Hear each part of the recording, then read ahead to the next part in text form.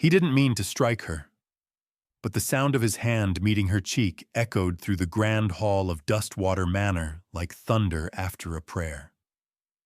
Outside, the storm clawed at the windows. Inside, two little boys froze mid-cry, watching the only woman who had ever made them sleep without fear pick up her shawl and walk into the snow. No one in that town knew her name then, but before the winter ended, they would whisper it with reverence. Maria Ellison, the widow who turned a house of grief into a home of light. Stay with me, friend. Some stories aren't told for entertainment. They're told so we remember what mercy sounds like. If this one touches you, tell me where you're watching from, and subscribe so you won't miss the next story of hope beneath the storms. May warmth find you tonight, wherever you are. The winter wind of Dustwater Bend had a sound all its own, half whisper, half warning. It swept down from the open plains, carrying dust, bits of straw, and the scent of snow not yet fallen. The town itself was a scatter of clapboard houses and sagging barns pressed close to the earth, as if bracing against a sky that had long forgotten mercy. On the edge of it all stood the Hawthorne estate, a great wooden house built on the bones of ambition and loneliness. Its windows rattled like teeth in the cold, and its chandeliers trembled to the rhythm of the storm. Inside, two small boys screamed through the night, the kind of cries that didn't ask for attention, but pleaded for something older than comfort. The servants, weary and wide-eyed, stood useless in the corridor, trading frightened glances. The governess had left 3 days ago. The doctor said they'd grow out of it. But the echoes had only grown louder, bouncing off the marble floors and into the heart of a house too proud to admit it was broken.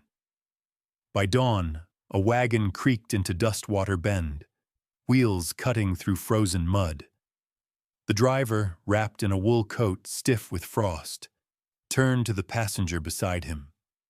She was a woman of about 40, her skin the deep brown of pecan shells, her eyes dark and steady beneath the brim of a wide black hat. A simple shawl wrapped around her shoulders, and in her lap rested a small Bible bound in cracked leather and a tin of homemade salve. Her name was Maria Ellison, and she came from New Orleans, a widow who'd buried a husband, 2 hurricanes, and more nights of hunger than she could count. The townsfolk watched from porches and storefronts as the wagon passed. They whispered behind gloved hands. "She won't last a week," someone muttered near the general store. "A colored widow in that house? Lord help her." But Maria didn't glance their way. She was too busy watching the smoke rise from the mansion on the hill, a thin, uneven line against the pale sky, like a soul not sure whether to ascend or fall. The driver stopped before the iron gate of the Hawthorne estate. Maria thanked him softly, pressed a coin into his palm, and stepped down. Her boots sank slightly into the thawing earth. The gate loomed before her, its hinges groaning as if it hadn't been opened by kind hands in years. A servant met her halfway up the drive, a thin woman named Esther, her apron stiff and eyes swollen with sleeplessness. "They cry every night," Esther whispered. "Nothing stops them. Not prayers, not doctors. He's desperate, ma'am, but proud." Maria nodded once.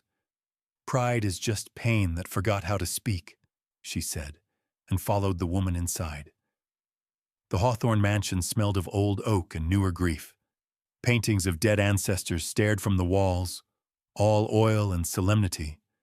At the top of the grand staircase hung a portrait of Edward Hawthorne, the master of the house, tall, stern, and still grieving his late wife, Eleanor, gone to fever 2 winters past.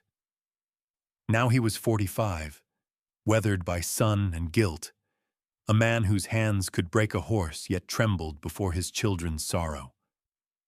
Maria removed her hat, smoothed her shawl, and walked toward the sound that had drawn her there, a low, restless whimper from behind a half-open door. Inside, twin boys, Eli and Henry, barely 6, sat curled beneath their blankets, eyes wide as moonlight. The nurse had dozed in a chair, useless from exhaustion. Maria knelt beside the bed, her knees cracking softly like old wood, and reached for the smaller boy's trembling hand. His skin burned with fear. She said nothing at first. Words would have been strangers in that room. Instead, she hummed, a low, trembling sound that rolled like tidewater through the air. It wasn't a song learned from any church, but one handed down through generations of women who'd endured storms no map could name. Her voice filled the corners of the room until even the wind outside seemed to pause and listen. The boy's breathing slowed. The smaller one's eyelids fluttered. The other reached for her shawl and pulled it close to his chin. When the thunder cracked over the plains, Maria didn't flinch. She pulled both children into her lap, wrapping them in her shawl, her voice steady as she sang, "Hush, little sparrow. The night won't keep you. The Lord is near where the lost still weep." By midnight, the house was silent, not the silence of dread, but of rest, the rare kind that carries gratitude between its breaths. Maria sat still long after the boys had fallen asleep, her eyes half closed, lips whispering the final lines of her hymn. From the balcony above, Edward Hawthorne stood in the dark, one hand gripping the railing. The lamplight below brushed against his face, revealing not anger, but confusion, as if something he'd buried had just stirred awake. He watched the woman below, her shawl rising and falling with the rhythm of 2 small chests, and for the first time in months, the house did not echo with ghosts. It breathed. He turned away before dawn, unable or unwilling to name the strange warmth that had found its way into his heart. And downstairs, Maria Ellison whispered a prayer too soft for heaven to answer quickly. Let peace stay till morning. The wind outside howled one last time before retreating to the open plains. In the stillness that followed, the mansion of wood and marble no longer felt hollow. For the first time, it felt like it might remember how to be a home. The morning light fell gray and brittle over Dustwater Bend, thin as ash drifting from an old fire.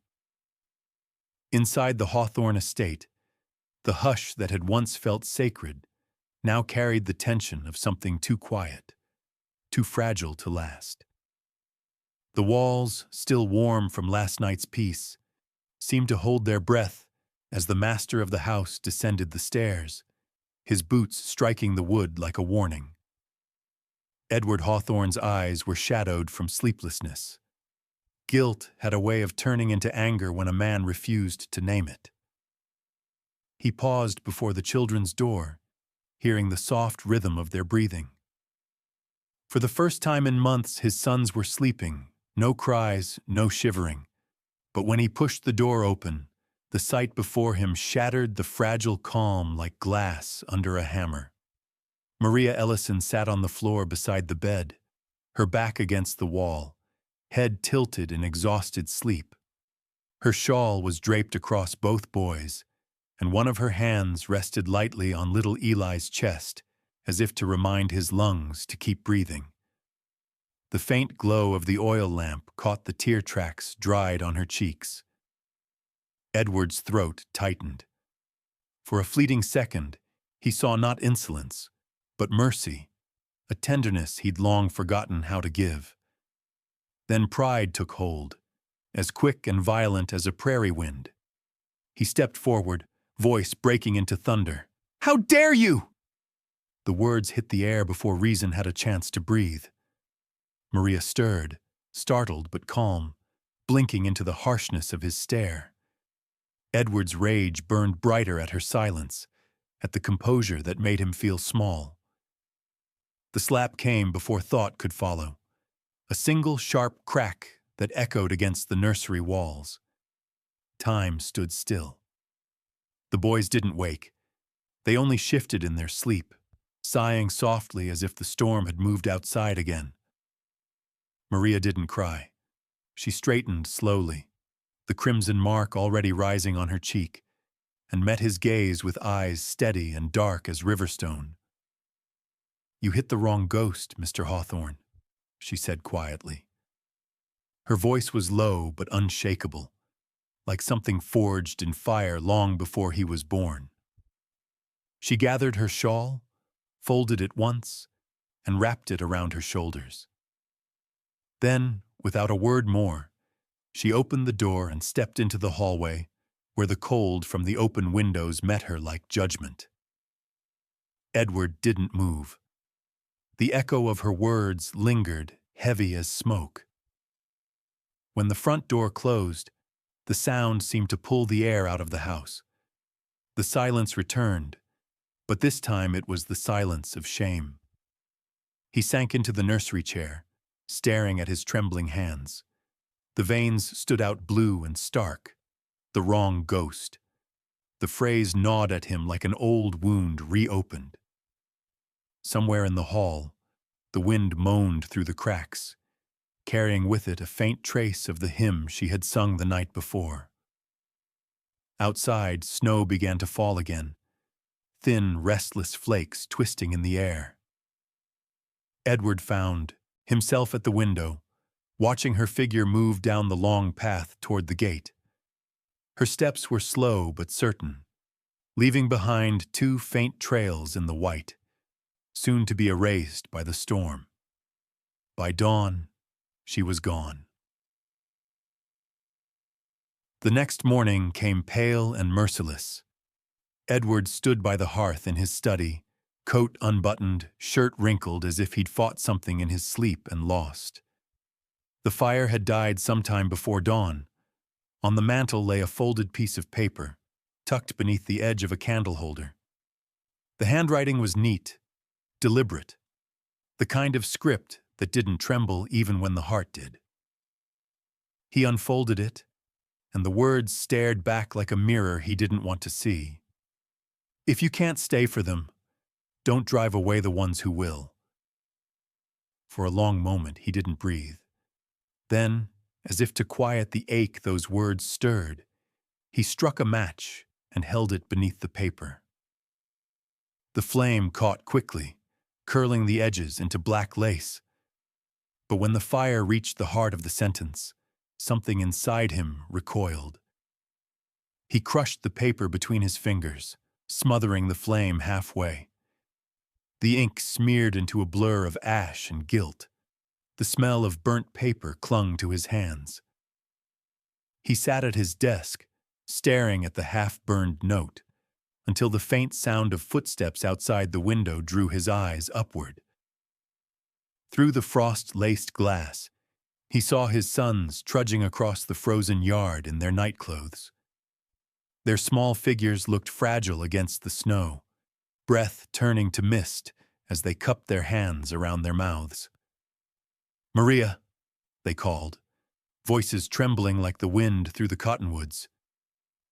"Maria, come back!" Edward opened the door, the cold slicing into him like a rebuke. The twins turned toward him, faces flushed and wet. They didn't cry for him. They cried for her. And in that moment, the proud rancher who had once commanded men and cattle across 100 acres felt powerless before two children and the emptiness she had left behind. He called them inside, his voice soft but strained. They obeyed, though their eyes lingered on the gate, as if believing she might return through it at any moment. Inside, the fire crackled weakly. Edward wrapped them in blankets, his hands unsure, the motions awkward. Eli looked up at him through damp lashes. "Papa," he whispered, "why did you make her leave?"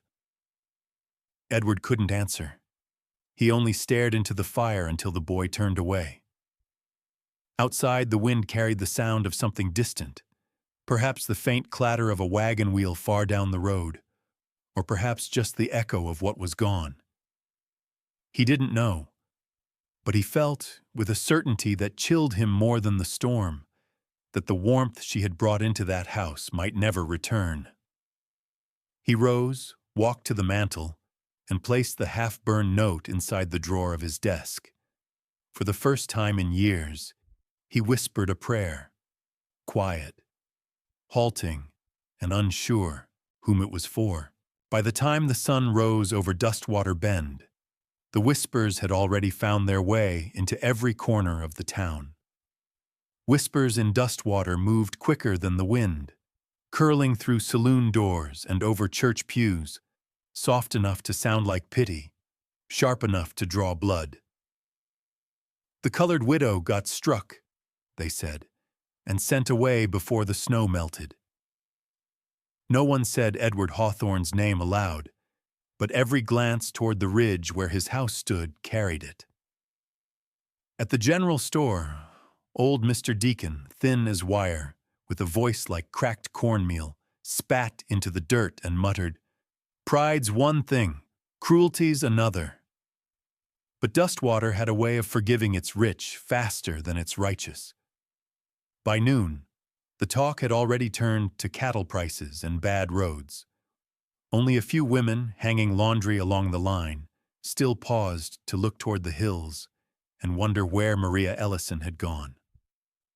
Inside the Hawthorne estate, Edward sat motionless at the dining table. The untouched coffee had long gone cold. The twins sat beside him, their breakfast forgotten, eyes darting toward the empty chair across the room, the one where Maria had sat for that brief, gentle week. The silence was unbearable. Finally, Edward rose, chair scraping against the floor like a reprimand. He walked out without a word, coat half-buttoned, jaw locked against something too raw to speak. In the barn, his horse, a chestnut gelding named Ransom, stamped restlessly in the straw. Edward moved with quiet precision, saddling him as if each buckle and strap might hold his guilt in place. The cold bit through his gloves, but he barely noticed. When he swung into the saddle, the leather creaked in the stillness. He didn't know exactly where she'd gone, but he remembered the faint direction of the wagon tracks, cutting north toward the ridge and the small mission house run by the Sisters of Mercy. He rode hard through the brittle morning. The wind lashed his face. Frost glimmered on every blade of grass like 1,000 small condemnations. The world seemed stripped of color. Only gray sky, white earth, and the black weight of what he'd done. Ransom's breath steamed in the air as they climbed the ridge, hooves breaking through thin layers of ice. The tracks he followed were half buried in snow, yet unmistakable, straight, determined, like the woman who had left them. By the time he reached the mission house, the sun was a pale coin sinking behind a bank of clouds. The building was small, built from worn cedar, its windows glowing dimly with lamplight. A wooden cross stood crooked above the door, wrapped in wind-worn cloth. He dismounted, tied Ransom to the post, and stood for a moment, listening. From inside came the faint sound of children laughing, followed by the rhythm of a hymn sung off-key but full of life. When he stepped through the door, the warmth hit him like forgiveness he didn't deserve. The scent of soap, bread, and wood smoke mingled with the faint cry of an infant somewhere in the back room. Near the wash basin, Maria Ellison stood with her sleeves rolled high, arms red from scrubbing linen in cold water. Her shawl hung on a peg beside her. Her hair, damp with steam, clung to her temples. She didn't look up right away, but when she did, her expression was neither anger nor softness, just a calm that made him feel small. "I'm not here to beg forgiveness," he said at last, voice rough as gravel. I came to ask for help, for them. Maria paused, setting the cloth aside. The muscles in her forearms trembled from work, yet her gaze stayed steady. For them? She repeated quietly. Or for you? Edward swallowed hard. They wake every night now. They call your name. His voice faltered, then dropped to a whisper. I don't know how to reach them anymore. She turned away, moving toward the row of small cots lined along the far wall. 5 or 6 children slept there, faces soft and pale under wool blankets. Every child needs what money can't buy, she said, voice so low it might have been mistaken for prayer. Edward's throat tightened. He looked at the floorboards, worn smooth by hundreds of tired feet. Then teach me, he murmured. Teach me how. Maria didn't answer.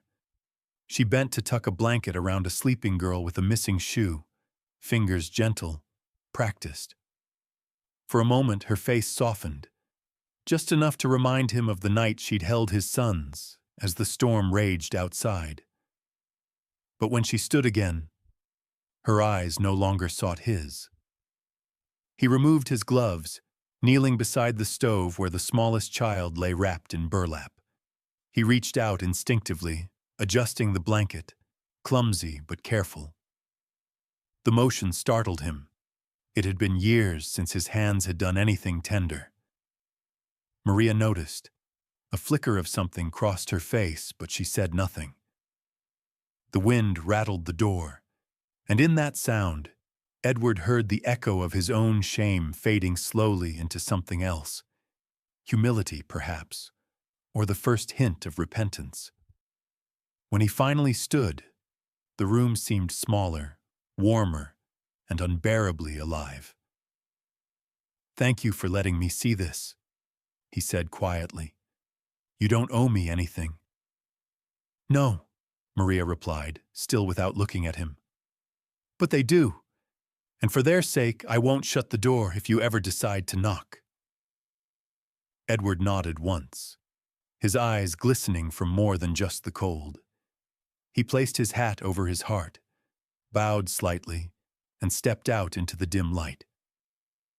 Snowflakes brushed his lashes as he untied Ransom, the leather reins stiff with frost.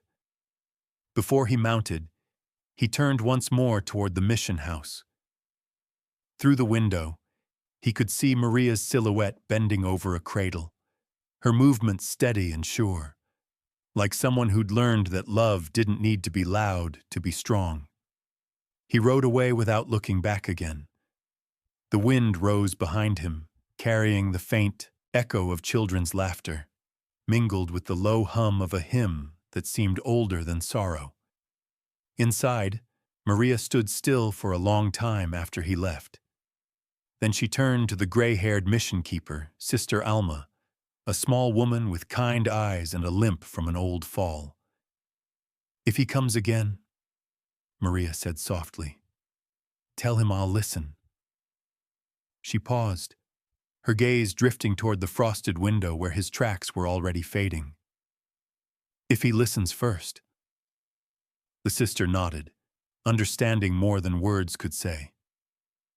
Outside, the snow kept falling, soft and endless, like grace, slow to arrive but impossible to forget. Snow still lingered along the fence posts when Maria Ellison returned to the Hawthorne mansion. The air carried that strange, quiet tension that hangs between forgiveness and pride. Ransom, the chestnut gelding, stamped his hooves near the gate as Edward waited, hat in hand. Eyes lowered not out of shame, but out of the fragile reverence that comes when a man is given a second chance he knows he doesn't deserve.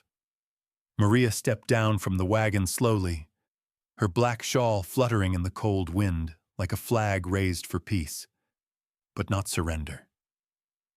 She met Edward's gaze only once, and her voice came calm and clear, like a bell rung in an empty church. No more shouting, she said. If I return, it'll be on that ground alone. Every dinner will be eaten together, and every child's word will be heard before any man's." The words weren't a request. They were the terms of a woman who had known storms and refused to live under another. Edward nodded, his throat too tight for speech. Behind him, the twins peeked through the half-open door, Eli clutching Henry's hand, both of them uncertain if joy was allowed to exist again. Maria's eyes softened, just barely. "Then let's begin," she murmured. From that day on, the house began to breathe again. The servants noticed it first, the sound of laughter echoing from the dining room, the scent of fresh bread instead of cold ash.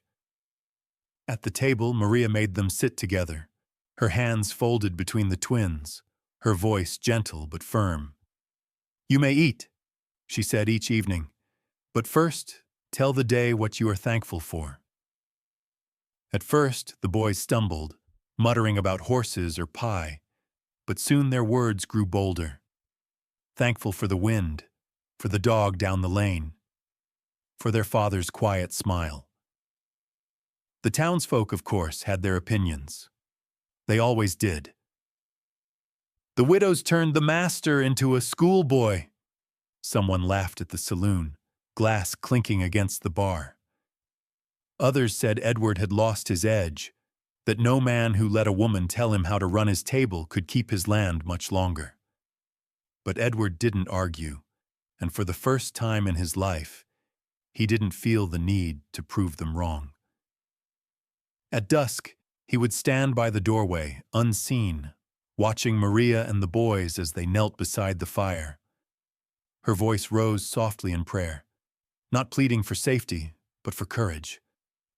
"Lord," she whispered, "teach us to face what comes, not flee from it." The twins repeated after her, eyes closed, hands clasped, two small flames learning steadiness in the wind. Edward listened, his hands trembling slightly against the doorframe.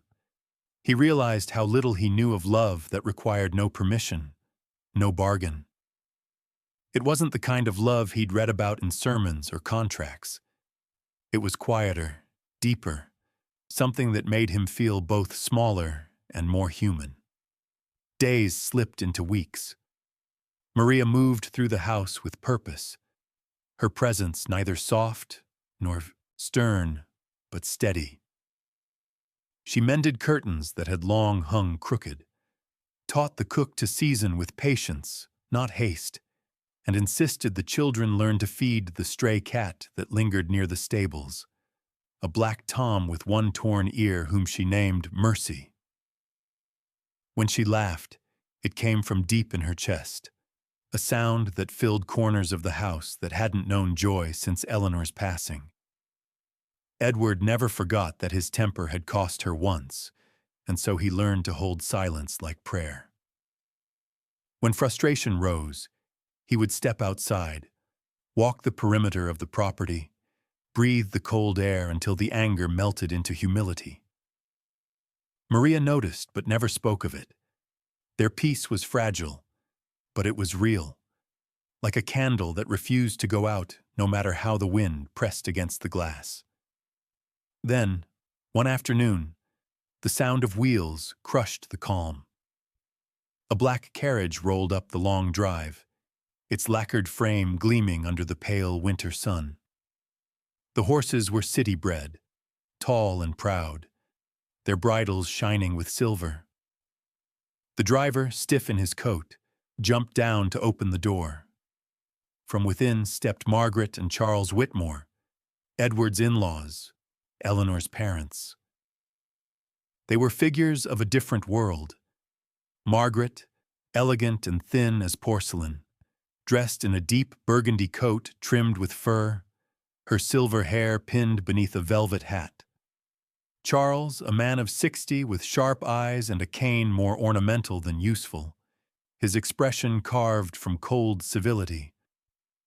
Edward's heart sank as he wiped his hands on his vest and stepped forward. "You should have sent word," he said evenly, though his jaw had already begun to tighten. "We prefer not to give warnings," Charles replied, voice smooth as polished marble. He held out an envelope sealed with red wax. "The court in Wichita has approved guardianship transfer. We're taking the boys." Maria was in the courtyard, carrying a basket of folded linens. The wind caught her shawl as she turned toward them. Her eyes moved from the papers in Charles's hand to Edward's frozen expression, then to the twins, watching fearfully from the window upstairs. "Their mother's family can provide education, stability, a proper name," Margaret added, her smile thin and rehearsed. "You've done enough, Edward. It's time they came home to their blood." The silence that followed was thick enough to feel. Maria set down the basket, each fold of linen collapsing like breath leaving a body. Then she stepped forward, standing between the Whitmores and the mansion door. Her voice carried, not loud, but clear enough that even the horses seemed to pause. "Not while they still need home more than heritage." Charles straightened, taken aback by the certainty in her tone. "And who decides that? You?" Maria didn't blink. "A home decides it for you, sir, by whether the children run toward it or away." The wind shifted, rustling the cottonwoods that lined the path. The Whitmores glanced at Edward, expecting him to step in, to restore order. But Edward only stood still, his hands trembling, his gaze fixed on the woman who had once walked away and returned stronger than any man he'd ever known. For a moment, no one moved. Even the town beyond the hills seemed to hold its breath. Then Maria turned slightly, enough to shield the doorway with her body, and said quietly, "If you wish to take something from this house, take your pride. The children stay." The courthouse in Wichita carried the smell of smoke and pride, a scent of burned cigars and the ghosts of men who thought themselves law. Dust hung in the air like judgment. Maria sat at the long oak table, her shawl folded neatly across her lap, eyes calm despite the glares. The judge, Horace Beadle, a man in his late 50s with a red nose and fingers swollen from whiskey, looked at her the way some men look at rain clouds, as if her very presence threatened comfort. Across the room, Edward Hawthorne stood beside his two lawyers, young men slick with pomade and confidence. They wore dark suits and sharp smirks, the kind of men who believed truth came in fine print. Behind them sat Margaret and Charles Whitmore, pale and stiff, hands clasped in mutual certainty. The townsfolk filled the back benches, whispering like a restless wind. "That's her, the colored widow, the one who defied them." The gavel struck once, echoing through the high ceiling. "Proceed!" the judge barked. Edward's lawyers began first, their words cutting the air like cold iron. "Your Honor, the question before this court is blood. The boys are of Hawthorne lineage, and lineage is law. No affection, however sincere, can alter that truth." Their tones dripped with polished arrogance, each syllable meant to remind the room that power wore skin like theirs. Maria said nothing at first. Her silence unnerved them more than protest ever could. The judge turned to her with mock courtesy. "Mrs. Ellison, do you have anything to add before I decide whether this arrangement continues?" She rose slowly, her hands trembling only from the cold. Her voice, when it came, was neither loud nor meek. It simply filled the room, steady as morning light breaking through fog. "I don't know much about law, sir," she said, "but I know the sound a child makes when fear takes his breath. I know how Eli won't sleep unless someone hums, 'Blessed Assurance.' I know Henry talks in his dreams. He says, 'Mama's gone, but Maria's here.'" The room shifted, murmurs falling away like leaves in still air. She continued, her eyes on no one and everyone at once. Blood may claim them by name, but love claims them by need. And needs, Your Honor, don't keep ledgers. They only keep hands warm at night. Her words broke something in the air, thin, invisible, but heavy. Even Edward's youngest lawyer swallowed hard, his pen stopping mid-note. The judge blinked, fumbling for his gavel, as though its weight could steady his conscience. Enough, he muttered, but his voice lacked conviction. We'll have a brief recess. During that pause, Edward walked to the window. Outside, the courthouse lawn lay blanketed in snow that caught sunlight like glass. For the first time in months, he felt the strange ache of humility, a feeling that didn't wound but healed. He turned and met Maria's eyes across the room. She gave no nod, no smile, only a quiet acknowledgement. You've learned to listen. When court resumed, the judge's tone had softened, though his pride still wrapped around him like armor. Mr. Hawthorne, he said, custody remains with you as their father. But it seems to me there's another truth in this room, one no law was written to measure. He turned toward Maria. Mrs. Ellison, this court declares you the boy's guardian of moral instruction, whatever that means in God's eyes. The gavel fell with a dull thud that sounded more like surrender than authority. For a long moment, no one moved. Then Edward reached out his hand, not as a master, but as a man humbled. Maria hesitated, then placed hers in his. The warmth between them said more than any decree. Outside, the snow began to melt for the first time that winter. Drops slid from the courthouse roof, tapping against the stone steps like the slow heartbeat of mercy returning to the land. That night, the Hawthorne house glowed with firelight.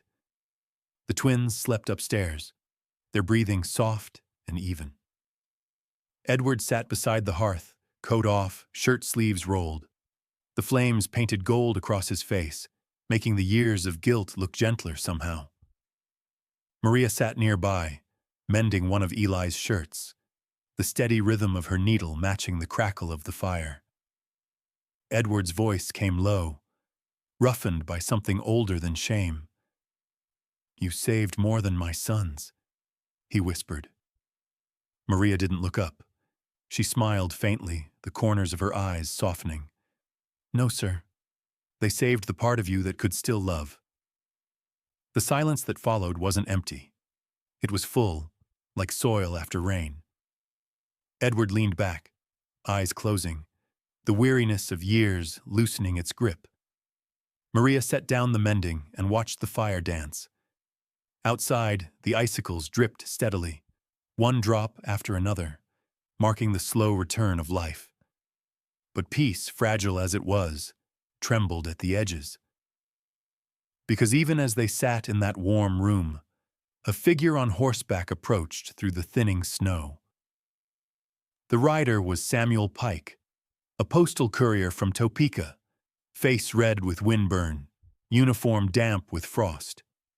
He dismounted at the porch, stamping his boots and wiping his brow. From his coat pocket, he pulled a folded telegram, the edges creased, the seal smudged by travel.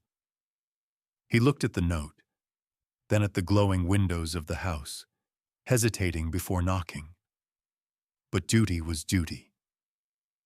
He placed it on the porch rail, weighed it down with a small stone, and rode off into the gathering dusk.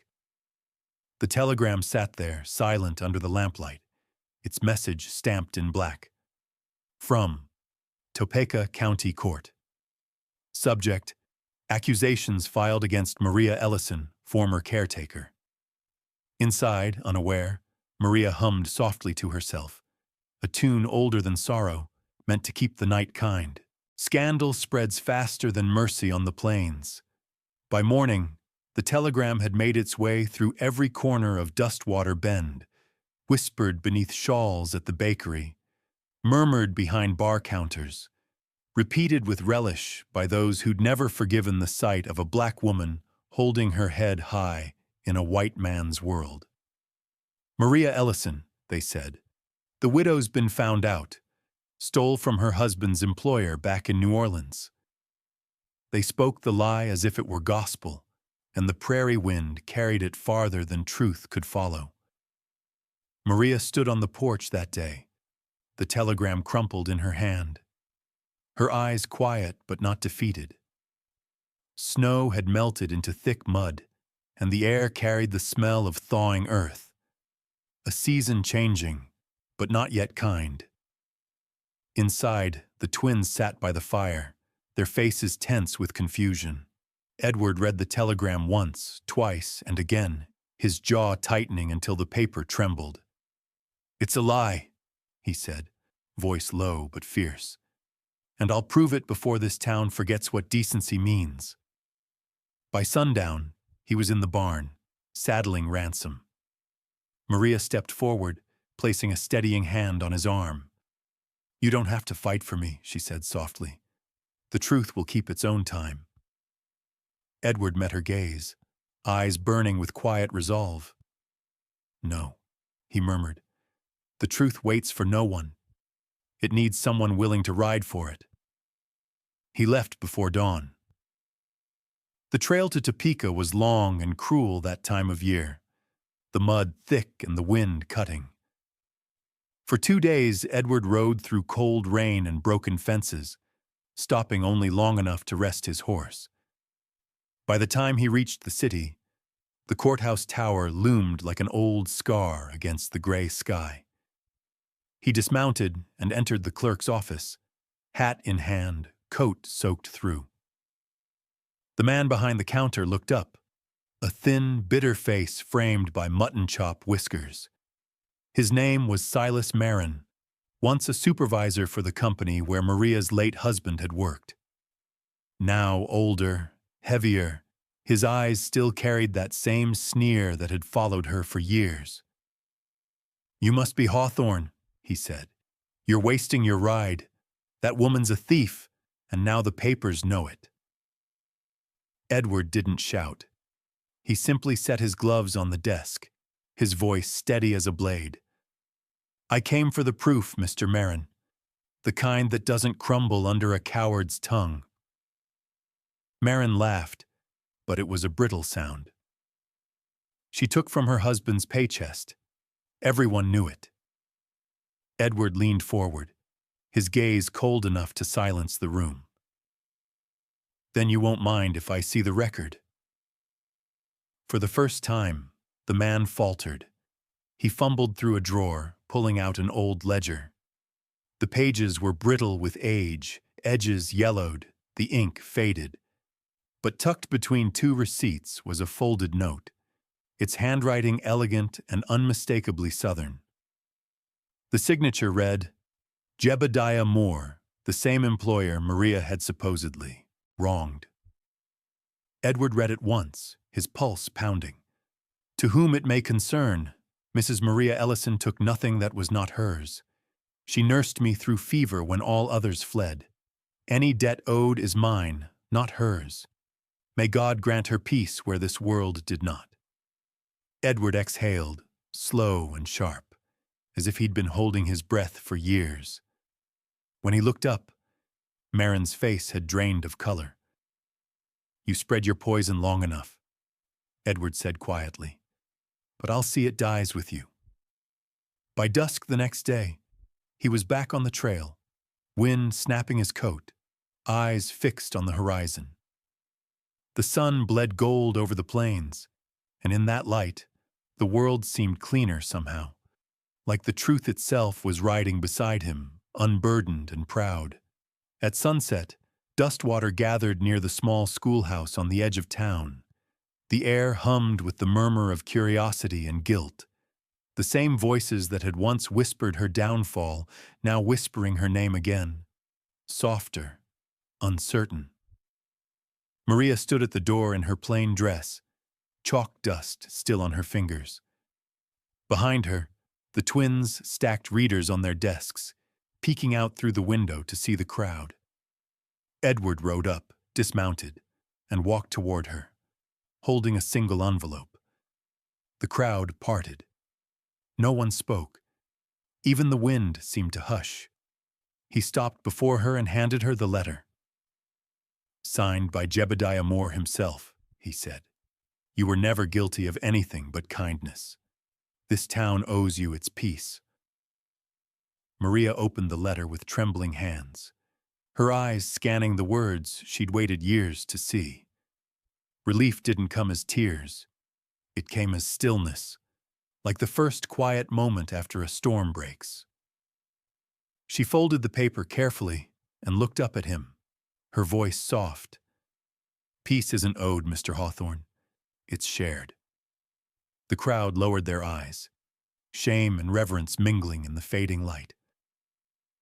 The children began to hum a tune inside, faint and sweet, one of Maria's hymns, the same she had once sung to chase fear from two small hearts. Edward smiled faintly. "Then share it with them," he said. "They're learning faster than we did." That night, lanterns glowed all through Dustwater.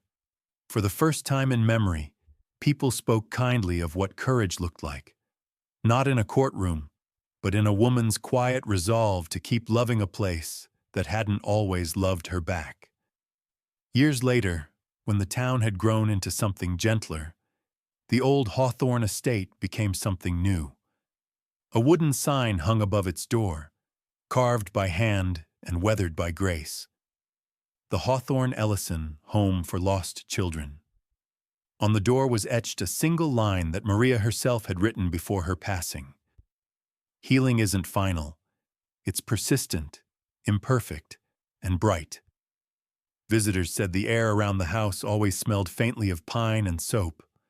The laughter of children echoed through its halls, and at night, when the wind drifted down from the ridge, some swore they could hear her lullaby, soft, steady, and full of grace, moving through the hills like a promise that never quite faded.